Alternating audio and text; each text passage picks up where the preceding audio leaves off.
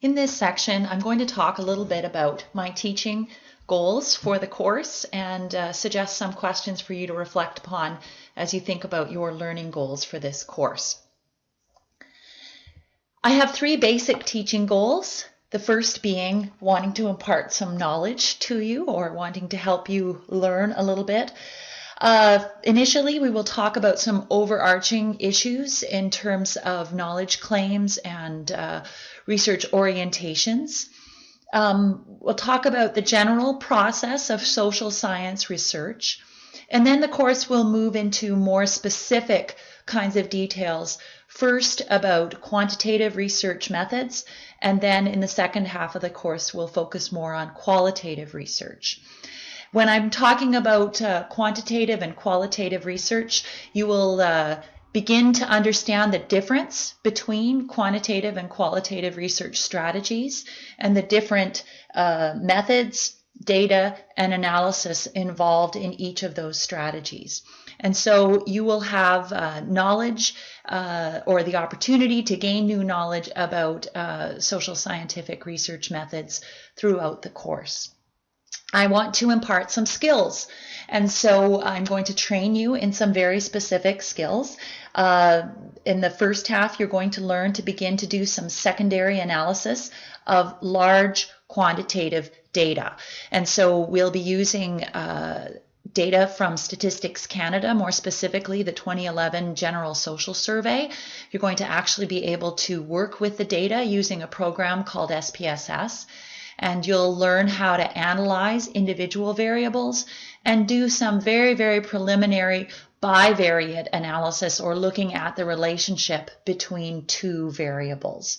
In the second half of the course, when we work on qualitative research strategies and methods, I'm going to help you to do some qualitative data collection and begin to do some preliminary analysis of qualitative data. And you'll do both of these skill portions, you'll do them both in class, and you'll have an opportunity in the assignments to practice some of these skills. Finally, I'd like you to think about the attitude that you can develop both as a social science researcher and as a student.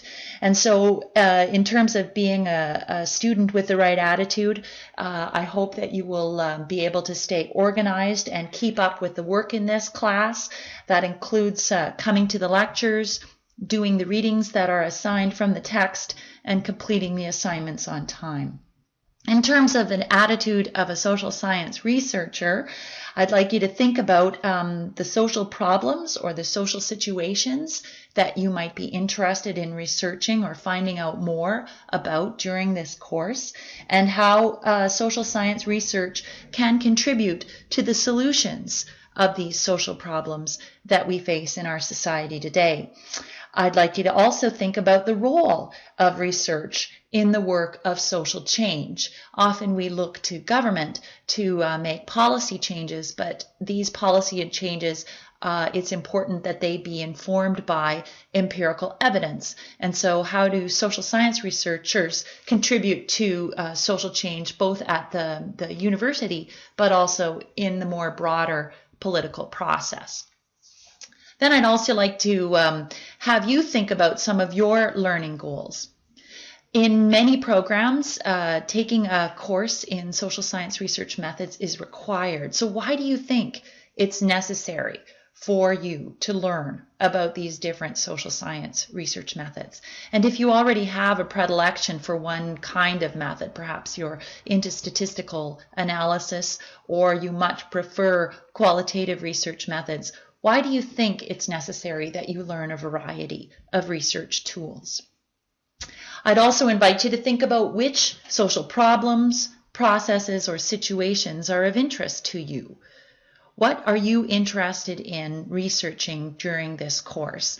And if you haven't got a real good idea at the outset, why don't you pay attention in the next little while to the things that catch your eye, either in social media, in the news, when you're reading a magazine? What are the kinds of articles or the types of pictures, or what are the stories that you really like to follow when you're online or when you're listening to the radio as you drive to and from university. Finally, I'd like to invite you to think about what you want to achieve in this course. What are your personal goals? It might be a particular mark, or maybe you want to improve certain skills as a student that you've already been working at, but maybe you want to do that little bit extra. Maybe you have some New Year's resolutions that you'd like to fulfill.